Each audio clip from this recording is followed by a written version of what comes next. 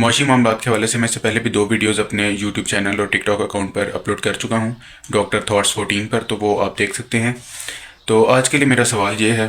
کہ علماء یہ بیان کرتے ہیں کہ فکسڈ پروفٹ لینا سود ہے، یعنی کہ اگر آپ نے کسی کاروبار میں کوئی انویسٹ کیا ہے تو مثال کے طور پر آپ نے 1 لاکھ روپے انویسٹ کیا، وہ آپ اسے کہتے ہیں کہ آپ نے ہر مہینے مجھے 10% یعنی کہ آپ نے مجھے 10,000 روپے اس پر پروفٹ دینا ہے، تو یہ اگر آپ پروفٹ فکس کر لیں تو یہ چیز سود ہے۔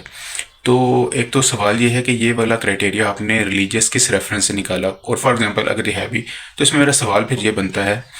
کہ اگر فکس پروفٹ سود ہے تو جب آپ کوئی گھر کرائے پر دیتے ہیں تو وہاں سے بھی تو آپ فکس کرایہ لیتے ہیں نا،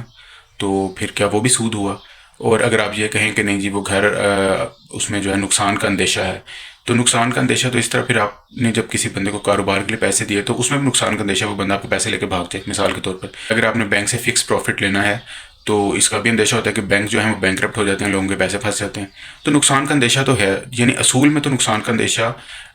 آپ کے کاروبار سے فکس پروفٹ لینے والی کیس میں بھی ہے، بینک سے فکس پروفٹ لینے والے کیس میں بھی ہے، اور مکان کرائے پر دینے والے کیس میں بھی ہے۔ تو پھر ہم یہ مکان کے کرائے کو اس کاروبار کے فکس پروفٹ سے یا بینک کے فکس پروفٹ سے علیحدہ کیسے کرتے ہیں، اس کو ڈفرینشیٹ کیسے کرتے ہیں، اور ہم مکان کے کرائے کو سود کیوں نہیں کہتے، اور کاروبار میں فکس پروفٹ کو سود کیوں کہتے ہیں، یا بینک سے فکس پروفٹ لینے کو سود کیوں کہتے ہیں؟ شکریہ۔